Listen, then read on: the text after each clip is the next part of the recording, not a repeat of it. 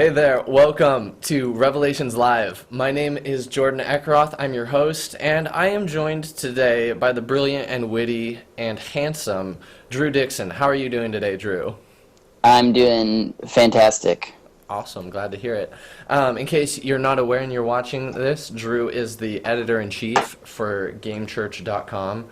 And today we are actually going to have a really exciting episode, because what we're going to do is we're not just going to talk about what we want to talk about. We are talking about what you want to talk about. We just went to our Facebook group, Gamechurch City. We went to our Facebook page, and we asked you guys, what should we talk about on this week of Revelations Live? And we said you could ask us any questions you want, and we got a bunch of questions, some really good ones too. And unfortunately, we're not going to be able to answer all of them this week, but we're going to get through a lot.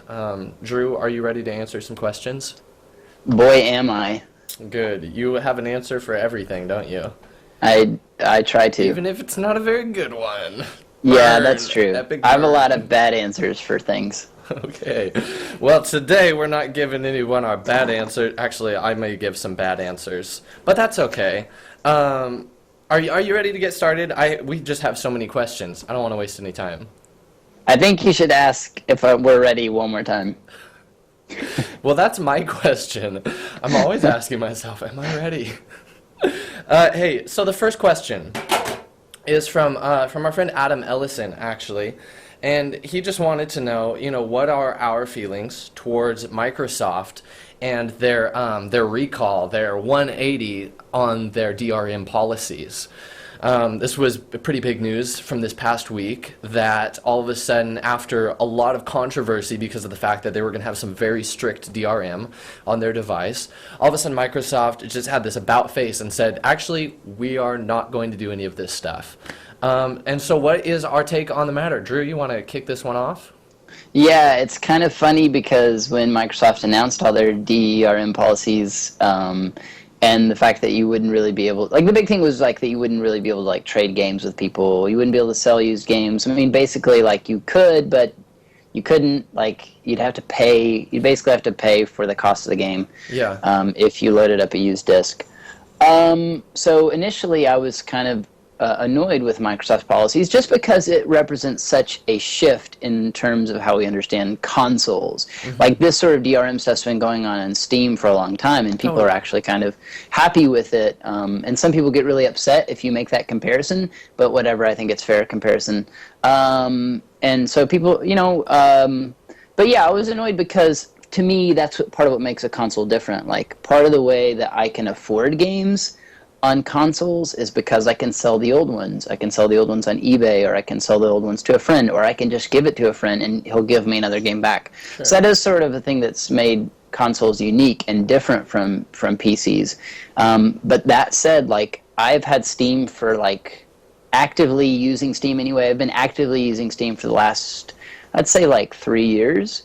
And I'm really happy with it. I really like it. I really like the way that Steam works. I like the great sales that they can do. And so actually when Microsoft did this 180 and said, no, we're not going to do all that annoying DRM stuff that we said we were going to do, I actually kind of got bummed. I was sort of annoyed at first, but then I was bummed because I would have liked to see Microsoft try to pitch to us how this could be a good thing for the games industry, how this could be a good thing for consumers even. In theory, these sorts of DRM practices could drive the cost of games down. That happens on Steam. I mean, the cost of PC games goes down lower, quicker on PCs than it does on consoles. Yeah. That's just the truth. And so I would have been interested to see Microsoft try to pitch us on why an always connected system is a good thing, why, but that's the real failure of Microsoft here, is that they never really did a good job of showing us how this could be a good thing. Yeah.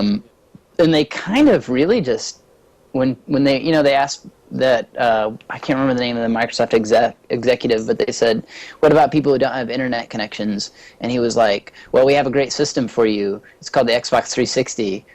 And that was the worst answer. Yeah, their biggest scandal, their PR has just been, terrible through the whole thing.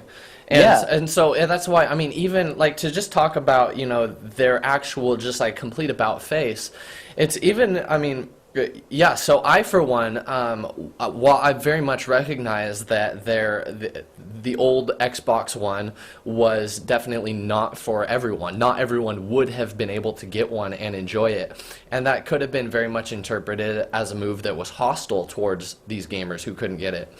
But then when they come and just change everything, it just seems like it just seems like they have no conviction.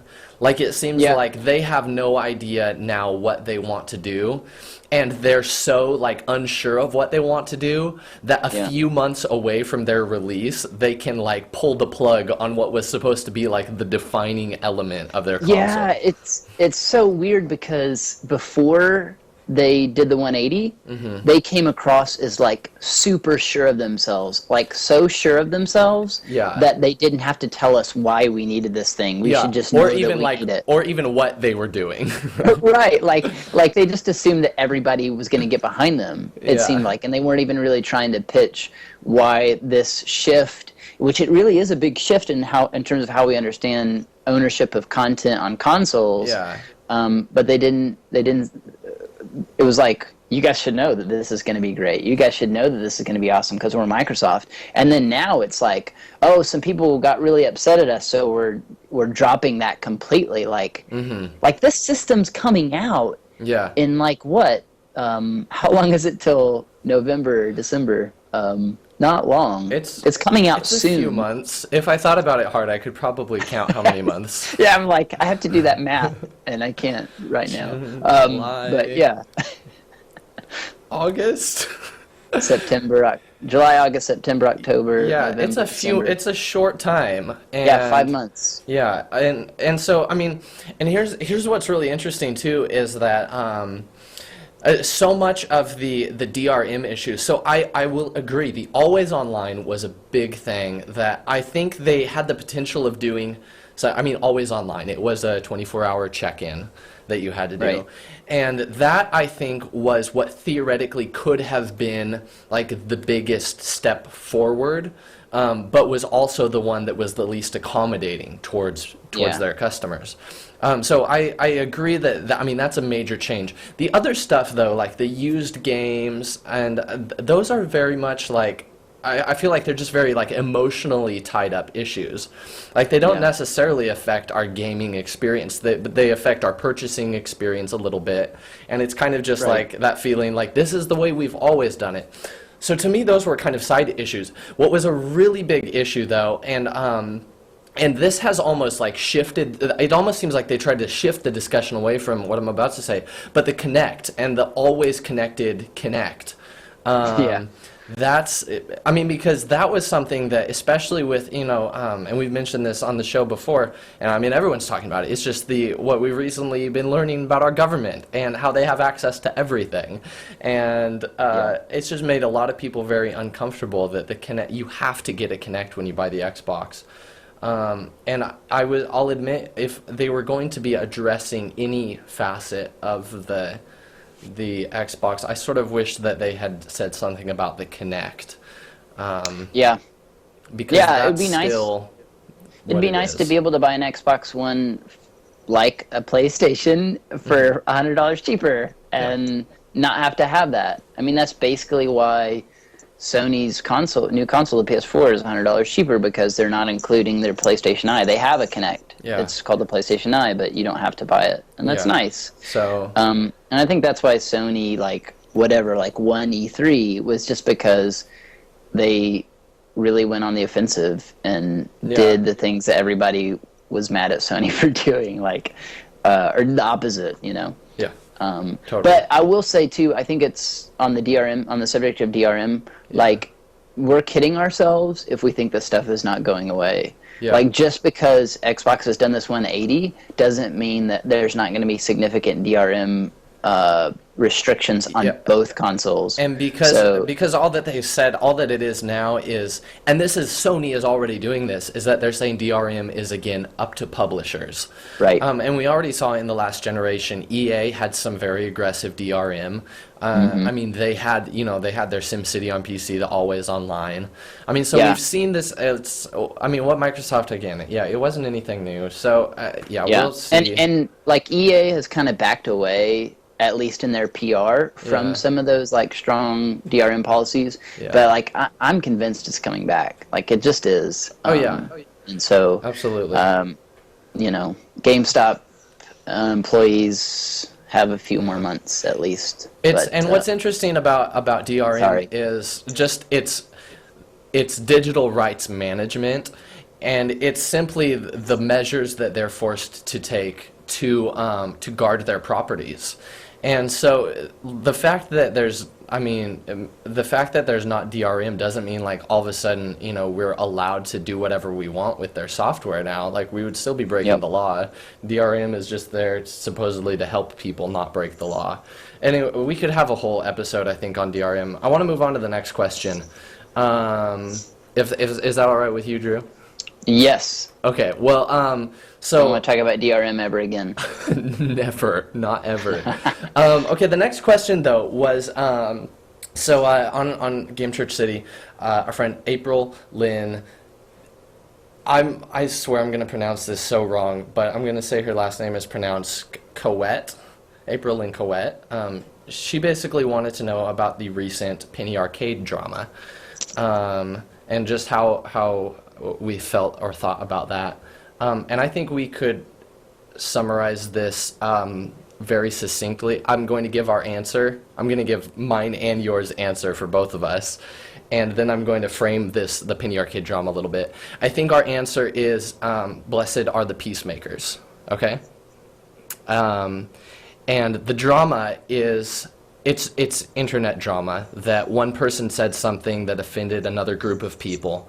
And a group of people are very rightfully up in arms about this thing. Basically, Penny Arcade has made some, over the years they've done this several times, but just very recently they just made some steps that were very antagonistic towards, could say, sexual minorities, and even hostile towards people who are wanting to be advocates for women in gaming, that sort of thing. Anyways, they said basically some hostile comments that, and Twitter was ablaze for like an entire day, a whole day. And I think if someone's really curious about what we as Gamechurch have to say about the matter, I think we just want to say that we need to be peacemakers, and that there are some people who are very rightfully angry. But that doesn't mean we need to go on a witch hunt and demand the head of the Penny Arcade guys on a platter. Does that sound good, Drew? Yeah, and I think the only thing I might add is that, like, we support the people who want to vote with their money or vote with their not taking their game, like the Fulbright company is doing, Yeah. which they're making this game called Gone Home, which is amazing. It's so good. If they don't want to go, like, that's a good way to sort of try to send a message. Yes. And I think, given how excited people are for that game, hopefully it's a message that's going to be heard, because, I think the misstep for Penny Arcade, if there is one here, is that they're just sort of willingly alienating a big swath of people who would go. Absolutely. And all they have to do to get those people interested in Penny Arcade is sort of say, "Hey, we're sorry.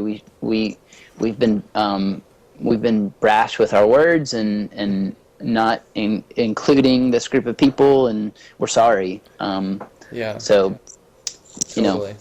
that's how you make peace. Yes, absolutely. Okay, so I mean that's obviously, and I think what I want to say about even more than just providing a succinct answer is that there are some obviously big issues going on in that arena, and they bear continued discussion. Not just a one-time answer, but there are things that we need to continue just talking to each other about.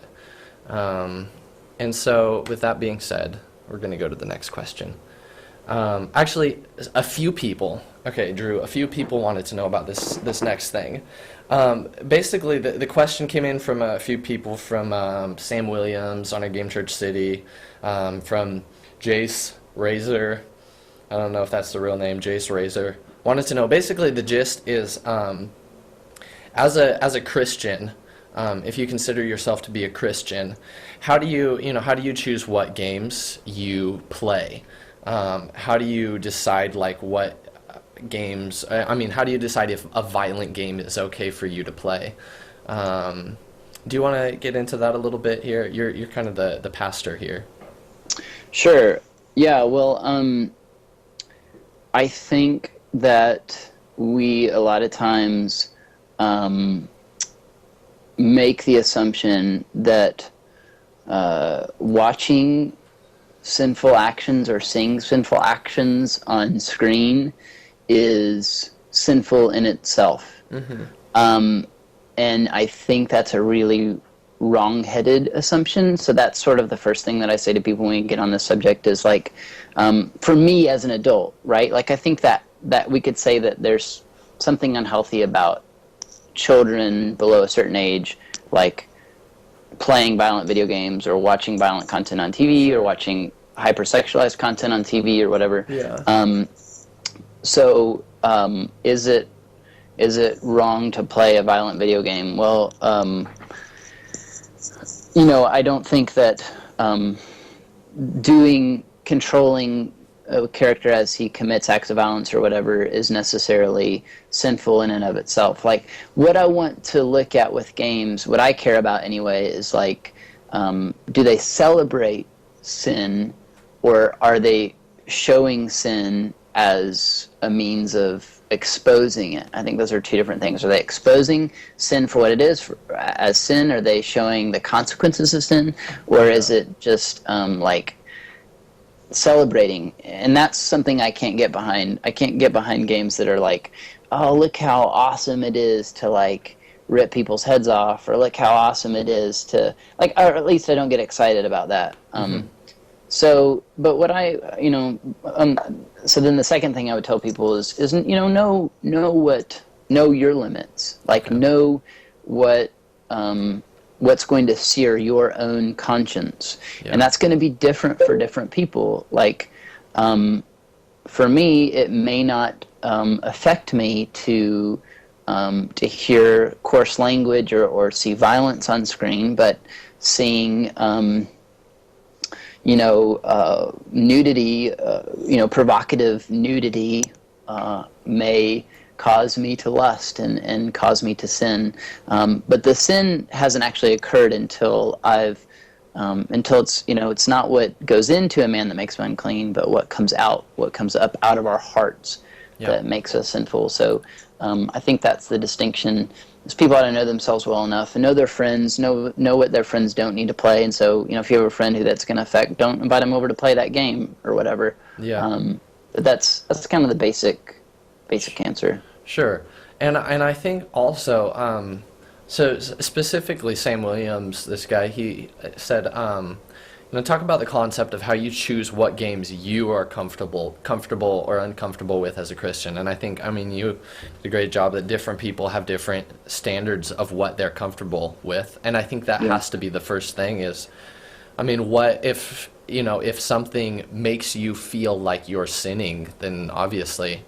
then don't do it. Yeah, don't do it. But here's an example of something that a lot of people think is sinful to do in games. I get this a lot from Christians. It's like in Skyrim, you can worship false gods. Mm-hmm. Well, I wouldn't even say false gods because they're fictional. Yeah. So some people get really creeped out by Skyrim for that because they're like, I don't want to worship anybody but Jesus. Yeah. But for me, I'm like, I'm not a dark elf. Yeah. But my character in Skyrim is Dark Elf, so I'm not that character. So if my character wants to worship whatever this deity in Skyrim, it's fictional. It's in the context of a game. Mm-hmm. I'm not really doing that. In the world of Skyrim, there's not one triune God who is the Father of Jesus Christ. So because it's a fictional thing. So I can go to that shrine and get the health benefit or whatever of worshiping in that shrine, but it doesn't affect me. Now, somebody else might play that and it does affect them, and they think I'm doing something sinful and wrong. Well, don't do it. But I still think that person is wrong. Like, we need to get over this idea that like everything we do in a game is a one-to-one correlation with real life, because I just don't think that's true. Yeah, and I think, I mean, we want someone also, I mean, we want someone else to answer this for us. We want someone else to give us permission to do something. And also, we're uncomfortable with these things because, you know, we've heard, especially for your average, say, evangelical Christian approaching video games, they've heard a lot of things about games that have already given them a very cultural, have nothing to do with some like objective truth, but our culture's approach towards games that have already given them this predisposition, say, oh, violent video games are bad because they make kids violent. And so I would say anyone who has this question, I think you need to take some time for reflection about what activity are you actually participating in. Because certainly the external, the facade that the game puts on has a lot to do with it. For instance, personally, I'm a lot more comfortable with playing this game Halo, where you run around and shoot aliens, than I am playing a game about like modern combat, where you run around like shooting actual like human beings in a war, just mowing down, you know, countless other people. For some reason, so that's, I mean, just this external stuff. But I want to say, even on another level, to talk about Christians approaching games, I'm very uncomfortable with Farmville, or I'm very uncomfortable with Candy Crush. Okay, because there are these games that the games themselves, the mechanics, are designed to make me want to keep playing these games, investing my time and money into them. So as a Christian, like, looking at this ethically, I have to say, like, I disagree with the grounds that these games are based on, and I don't want to give myself to a game that's going to take more out of me than it's going to give back to me. Yeah, that's a good point. And like with some of those, like especially like Farmville, it even encourages you to annoy your friends and encourage them to spend more money. I think that's and unethical. To spend more time. I think that's there's an ethical line there. I mean, of course we can say, well, your friends should just be self-controlled, and you should just be self-controlled, because you can play Farmville in a way that's like not super committed. And I'm not saying no Christian should play Farmville. I'm not trying to be prescriptive about this. Right. Yeah, but there's a lot of things that like we assume are sinful about games, and there's a lot of things like that we just take for granted. Like, sure, it's fine to like, you know, spend a bunch of money on Farmville so that you can advance in that game or whatever, but we don't stop to think about the addictive qualities of some of those games. Totally, yeah. And I mean, I think that's something maybe even worth having a whole episode about, to be honest. Yeah. But I want to get on to the next question. And this is also I'm just going to read this whole thing. This is a guy named Christopher Bowden posted this on our Gamechurch Facebook page. He said, I have a tough and controversial question for Gamechurch. I wanted to go on a mission trip with you, but I was hesitant when I saw that you offer free beer. Which is something that we do, although it should be noted, it's something we only do at one show right now. We only do it at E3. Says, I've known people who have severely struggled with drinking, and going out for an alcoholic beverage is not something that they can do socially. At conventions, how do you know who's struggled and who hasn't? I don't want to seem legalistic, but it's a legitimate question. Why do you advertise giving out free beer at trade shows when there may be people who struggle with alcoholism and thus create a stumbling block for them? Wouldn't it be better to not give out the beer instead of running the risk of being a temptation for someone? So this is just to give a little background in case someone's not aware of this. This is something that we do. First of all, let's say we give out small cups of beer at one show that we go to. At E3, And this is because it's an industry show where it's supposed to be adults only. We don't do this at Comic Cons where there are families and kids walking around. We do it only at this industry professional show.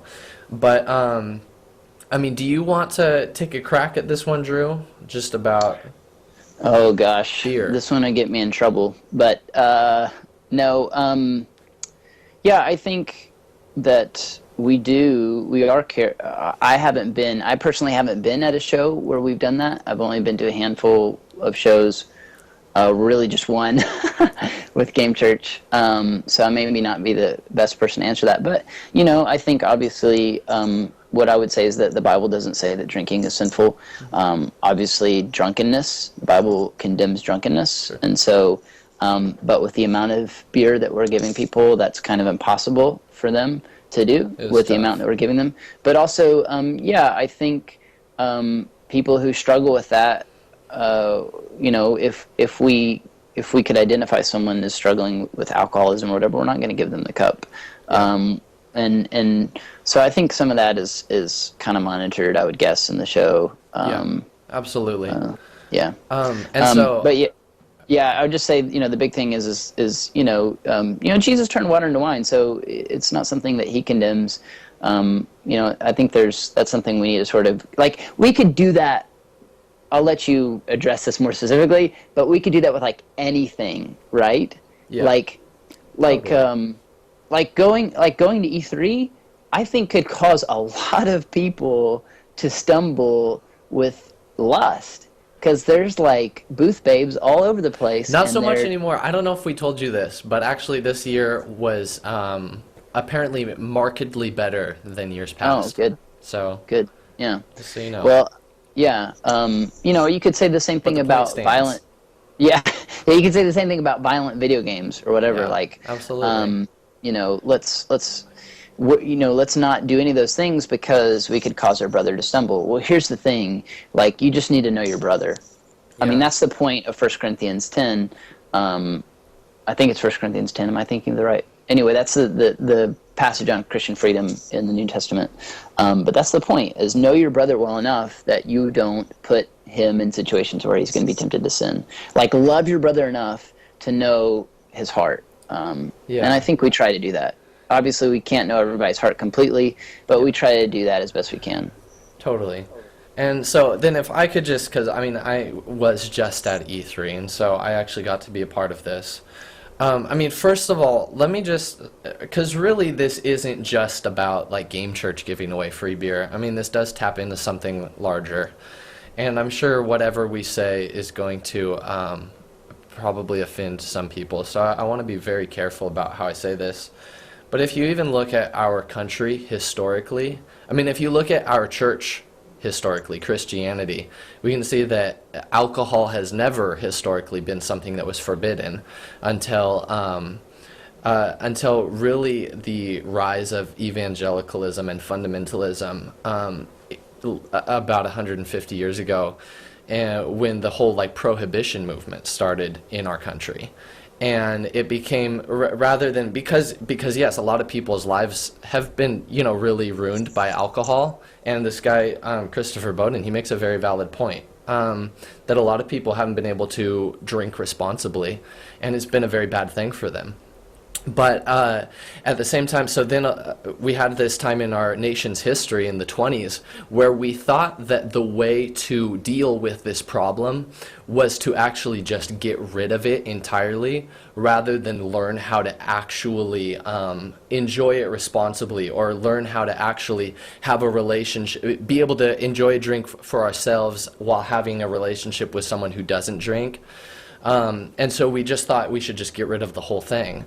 And of course that whole plan backfired and created this massive like underground bootlegger movement and speakeasies, and it was an amendment that was repealed.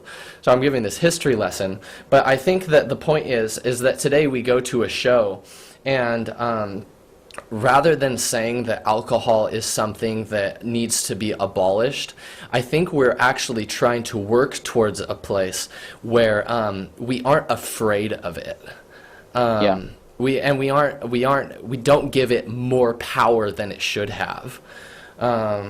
And because there are a lot of people, there are far more people who can enjoy drinking responsibly than people who don't. And I think that this, just like video games, we could have beer church and we could ask some difficult questions about beer and how Christians should relate to it. But I think it really is the same thing as video games. Like you made that point. It's, you could make this point about anything. So specifically, Christopher, to your question, we don't force beer on anyone.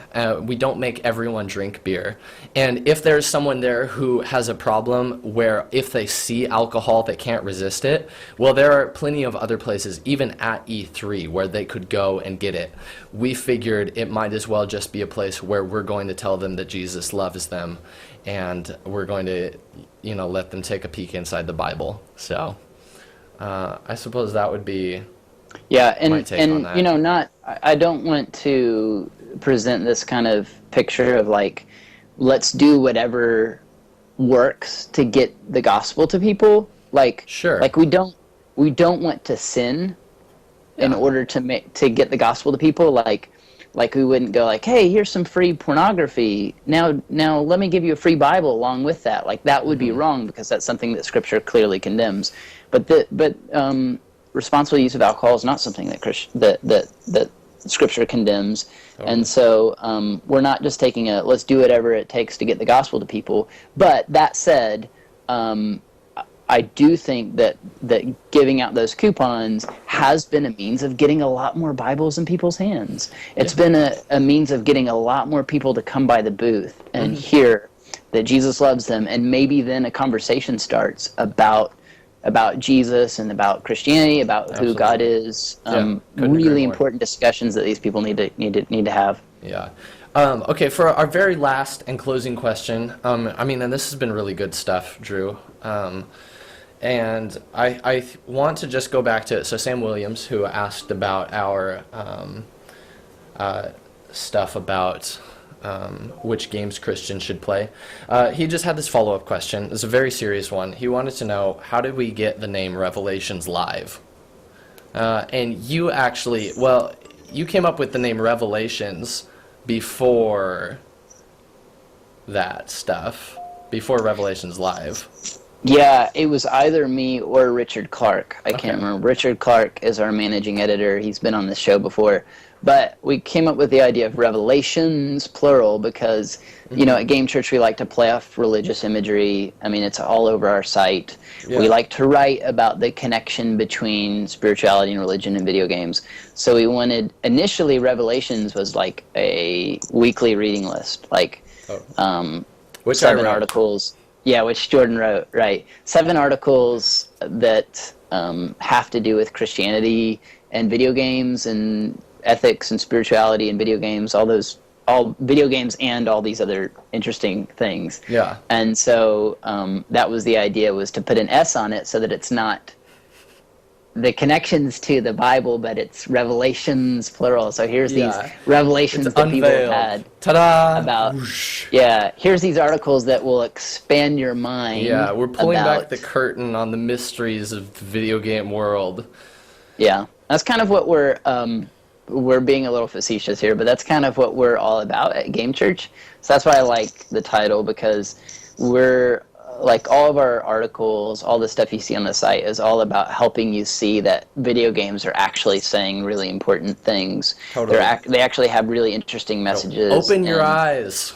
Yeah, yeah. And so really our goal is to help you people who are watching this think about the games that you play, get more out of them, process them, be thoughtful about it, be critical of them, and that way they're a productive part of your life and not just something that saps up your time. Totally. Couldn't agree more. Also, then the live part came in, because we wanted to do a video and we wanted to do it live. And so we did it live for 2 weeks. And here's a secret that you might not actually know, is that we don't actually film it live anymore. And I'm sorry if that breaks your hearts. Because it was just too much of a hassle to try to do it live. But this way, it's still live because I'm alive and Drew is alive. I am. And Right so, and you're alive as you're watching this. And what's really great about us not like trying to do it live is that now whenever you watch it, you can like ask questions, and we can actually see right away, hypothetically, and respond to you if you ask questions on Twitter or on Facebook or on the YouTube video. And it's just great. And Revelations Live is the best video show. If you like it, I'm just going to do the typical YouTube thing. You should click the subscribe button and like this video and tell your friends to watch it. Because we are really trying to do something, I think, kind of unique here. Right, Drew? And and it would be really great. I hope this doesn't come across as too desperate, because we're not really desperate at all. Well, we kind of are. You kind of are. Yeah, that's true. Like us, please, like us. Please. Love us. Yeah, we need your unconditional love. Hey, and so, but anyways, I just want to say in closing, we had some great questions this week, and there were some really good ones that I didn't even get to, unfortunately. But we will definitely be doing more stuff like this in the future. And so if you enjoyed it, like I said, share it, like it, whatever, tell us. And also keep asking questions and keep watching Revelations Live. And we will look forward to seeing your comments and taking this conversation to the interwebs. Yeah, and I want to give a shout out to Haley Mintz, whose question I'm bummed that we didn't get to, because she had a question about games that draw inspiration from the Judeo-Christian mythos, and she even brought up one of my. She brought up El Shaddai, which I love, and so maybe next time we do something like this, we can answer your question, because it was a cool question. Totally, I appreciated it a lot. Totally. All right. Hey, well, Drew, thank you so much for coming on today. Absolutely. We enjoyed having you here. And once again, thanks for watching this show. And we will see you, I suppose, next week. Same time, same place. It's Revelations Live.